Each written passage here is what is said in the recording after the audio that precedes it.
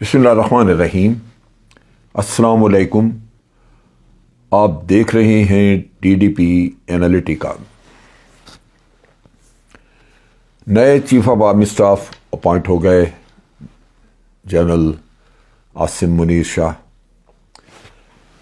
लेकिन वो इफ़ेक्टिव होंगे 29 तारीख के बाद। 29 को सेरेमनी होगी, उनको कमांड मिल जाएगी और फिर 30 के बाद वो खुद वहाँ पे मौजूद होंगे GHQ में, और उस दिन जनरल कमर जावेद बाजवा ऑफिस में तशरीफ़ नहीं लाएंगे। ये एक मामूल का अमल है। ये सेरेमनी हमेशा होती है जब भी एक chief of army staff retire होता है, और उसके साथ ही फिर कुछ तब्दीलियां भी आती हैं। जनरल बाजवा ने अभी रिसेंटली कई प्रमोशंस की। आपने देखा कि तकरीबन 10-11 लोग प्रमोट हुए, उनको मुख्तलिफ जगहों पे एडजस्ट किया, पोस्ट किया, जबकि उनकी रिटायरमेंट को 2-2.5 महीने ही रहते थे। इस असना में आप एडजस्टमेंट तो कर देते हैं, लेकिन किस हद तक वो आने वाले चीफ ऑफ आर्मी स्टाफ को वो कबूल करता है या उसके लिए मुनासिब है, क्योंकि जब भी ये तब्दीली आती है कमांड में तो नया चीफ ऑफ आर्मी स्टाफ अमूमन कुछ देर के अंदर अंदर, महीने डेढ़ में, वो अपनी टीम एडजस्ट करता है, जिससे कि वो समझता है कि वो बेहतर तरीके से काम ले सकेगा। लिहाजा एक तो ये अमल हुआ जिसकी वजह से हो सकता है कि नए चीफ को कुछ एडजस्टमेंट्स करनी पड़े, क्योंकि बड़े ऐन मौके पे जबकि जनरल साहब की, जनरल कमर जावेद की रिटायरमेंट सर पे थी, तो उन्होंने बहुत सारी पोस्टिंग्स की। आज भी 2-3 पोस्टिंग्स हुई। आपने देखा कि प्रमोशंस की वजह से जनरल आसिम मुनीर QMG थे, क्वार्टर मास्टर जनरल थे, उनकी प्रमोशन पे जगह खाली हुई, किसी और को पोस्ट कर दिया गया। और मेरा अपना ख्याल है कि ये जनरल आसिम मुनीर के साथ मशावरत करने के बाद पोस्ट किया गया होगा, क्योंकि आगे उन्होंने उनके साथ काम करना है।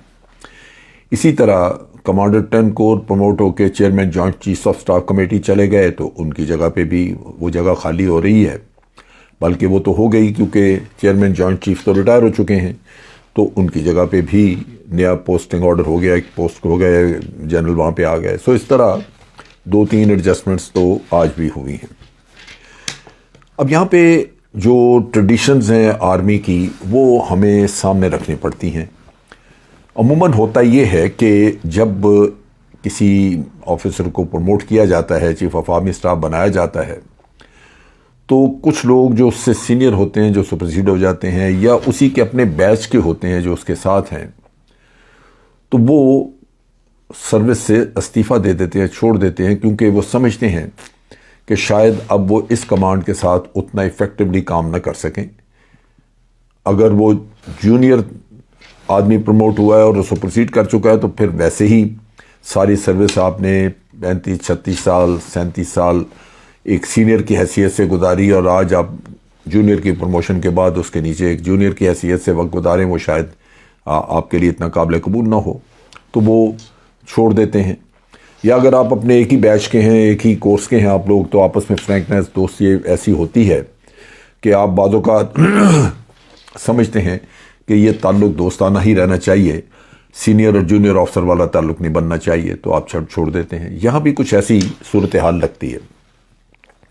सुनने में आ रहा है कि chief of the general staff general Azhar Abbas और हमारे पुराने एक्स DGI जनरल फैज़ हमीद, उन्होंने फैसला किया है कि वो सर्विस को खैर पाक कह देंगे।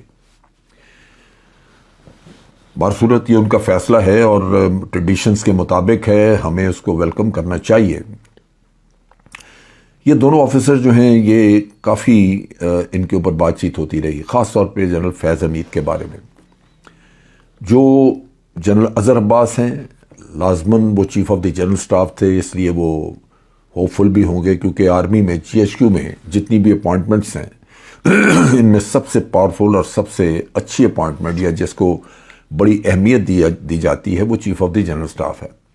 दर हकीकत वही chief of the general staff ही होता है जो कि chief of the army staff کا ایک دست راست ہوتا ہے، اس کے بالکل پیچھے اس کے سائے میں چل رہا ہوتا ہے، اور خاص طور پہ ملٹری آپریشنز جتنے بھی ہیں، ملٹری انٹیلیجنس وغیرہ کا کام، یہ اسی کے تھرو چلتا ہے. سو اس کی اہمیت بہت زیادہ ہے. اور عموماً وہاں پہ سب سے کمپیٹنٹ آفیسر کو جس کو chief of the army staff نہ صرف اپنے کانفیڈنس کا سمجھتا ہے، بلکہ وہ یہ سمجھتا ہے کہ یہ باقیوں سے بہتر ہے اور اچھا ڈیلیور کر سکے گا. اس کا تجربہ، اس کی گرومنگ یہ بتاتی ہے کہ یہ اچھی سینئر اپوائنٹمنٹ لے سکتا ہے، اور کل کو یہی شخص chief of the army staff بھی بن سکتا ہے. لہذا اس کو وہاں پہ ایڈجسٹ کر دیا جاتا ہے.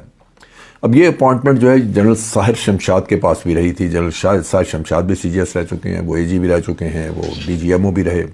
بہت تجربہ تھا ان کا، بڑا کمپیٹنٹ آفیسر اور بڑا ہی ویل گرومڈ. تو اسی مناسبت سے اگر ساحر شمشاد پروموٹ ہوتے ہیں تو میرا خیال ہے کہ جو سی جی ایس ابھی ہیں اظہر عباس، ان کو بھی بڑی توقع ہوگی کہ وہ بھی پروموٹ ہو جائیں گے، لیکن وہ نہیں ہوئے. تو اس لحاظ سے میں سمجھتا ہوں کہ کوائٹ پاسبل وہ یہ محسوس کرتے ہوں کہ اب وہ اتنی دل جمی سے کام شاید نہ کر سکیں. اور ویسے بھی ایک سینئر سٹاف آفیسر، یعنی جو سی جی ایس ہے، chief of the general staff ہے، جو اظہر عباس تھے، وہ جی ایچ کیو کے جتنے بھی پرنسپل سٹاف آفیسر ہیں، جس میں کوارٹر ماسٹر جنرل بھی ہے، اسسٹنٹ جنرل، یہ ان میں سب سے سینئر سمجھے جاتے ہیں. تو اس لحاظ سے میں سمجھتا ہوں کہ ان کو ہو سکتا ہے یہ فیلنگ ہو کہ اب وہ اتنا ایفیکٹولی کام نہیں کر سکیں گے، کیونکہ وہ ایک سینئر عہدے پہ رہ چکے ہیں. تو انہوں نے یہ فیصلہ کیا ہو. کس حد تک یہ درست ہے، کنفرمیشن میرے پاس نہیں ہے، لیکن یہ میڈیا میں خبریں آ رہی ہیں اور یہ ایسے موقعوں پہ ہوتی بھی ہیں.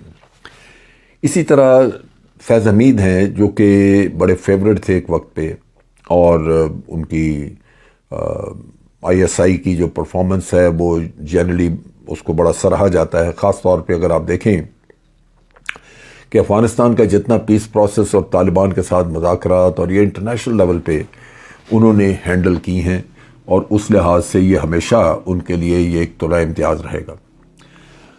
اب ان حالات میں جبکہ وہ پچھلی گورنمنٹ کے فیورٹ بھی رہے، کہنے کو تو عمران خان کہتے ہیں کہ میرا کوئی ایسا ارادہ نہیں تھا کہ جنرل قمر باجوہ کی ریٹائرمنٹ یا ان کو ہٹا کے تو فیض حمید کو لگا دیا جائے، لیکن چہمے گوئیاں تھیں. اور سب سے بڑھ کے یہ ہوا کہ نون لیگ کو ان سے بڑی شکایات تھیں. سو ہر چیز کا جو نون لیگ کی اپنے کارے کرتوت تھے یا جو بھی ان کے اپنے مسئلے مسائل تھے، ان کا ملبہ وہ فیض حمید پہ ڈالتے رہے، جس کی وجہ سے فیض حمید جو ہیں وہ کنٹروورسیز کا شکار ہوئے. ان کو آئی ایس آئی سے نکالنے کا کیا گیا، اور عمران خان اس وقت ڈٹے رہے، اور پھر کوئی ایک آدھ مہینہ ڈیلے ہو گئی ان کی موو وہاں سے. ان کو موو کر کے پشاور بھیجا گیا. پھر میرا خیال ہے نون لیگ نے وہاں بھی کوئی شکایات کیں، ان کے اعتراضات تھے کہ پی ٹی آئی کی گورنمنٹ ہے وہاں پہ، اور شاید فیض حمید ان کی کو مدد کر رہے ہیں. تو فیض حمید صاحب کو وہاں سے اٹھا کے بہاولپور بھیج دیا گیا. سو پہلے ہی میں سمجھتا ہوں فیض حمید کے ساتھ کافی اس کو رف ٹریٹمنٹ ملا، جس کی وجہ سے میرا نہیں خیال کہ وہ کوئی اچھے فریم آف مائنڈ میں. فیض حمید لازماً ڈیجیکٹڈ ہوں گے، ان کو اس بات کا دکھ ہوگا کہ اگر نون لیگ کو اعتماد نہیں تھا تو چیف آف آرمی اسٹاف کو ان کے اوپر اعتماد رکھنا چاہیے تھا، کیونکہ وہ ان کے بڑے قریب رہے ہیں. ان کے ایز بریگیڈیئر یہ chief of general Qamar Javed Bajwa جب کمانڈر 10 کور تھے تو یہ ان کے چیف آف دی اسٹاف رہے ہیں وہاں پہ، ان کے سی او ایس رہے ہیں ایز بریگیڈیئر. تو ایک بڑا قریبی تعلق رہا ہے کام کی. اور پھر as D G I S I آپ دیکھ لیں، یا اس سے پہلے ڈی جی سی کے طور پہ انہوں نے بڑا کام کیا ہے، اور یہ کافی جنرل باجوہ کے کافی قریب سمجھے جاتے تھے. لیکن جب نون لیگ نے ان کے خلاف کنٹروورسیز کھڑی کیں تو پھر یوں لگا کہ جیسے یہ جنرل باجوہ کی بھی نظروں سے گر چکے ہیں، ہٹ چکے ہیں. تو میرا اپنا خیال ہے کہ یہ تو اب پروموشنز ہو گئیں، اور ان کو نظر آ رہا ہے کہ ٹھیک ہے ان کا جو فیوچر ہے وہ سیل ہو چکا ہے، اور ریٹائرمنٹ بھی غالباً ان کی اپریل میں ہے. تو ہو سکتا ہے 2-3 مہینے 4 مہینے پہلے یہ ریزائن کر دیں یا چھوڑ دیں. سننے میں آ رہا ہے کہ انہوں نے بھی فیصلہ کیا کہ وہ سروس چھوڑ دیں گے. لیکن ویسے ہی میں سمجھتا ہوں کہ پروموشن تو اب ٹھیک ہے نہیں ہوئی، لیکن اس سے پہلے بھی جو وقت گزرا ہے میں سمجھتا ہوں کہ غیر ضروری طور پہ اس کو رف ہینڈلنگ ہوئی ہے فیض حمید کی، اس کو رف ٹریٹمنٹ دیا گیا ہے جنرل فیض حمید کو. جو لازماً ان کے دل میں رنج ہوگا اس کا، اور وہ سروس چھوڑ رہے ہیں، کوئی خوش دلی سے نہیں چھوڑ رہے ہوں گے، لازماً ایک دکھ اور تکلیف کی حالت میں۔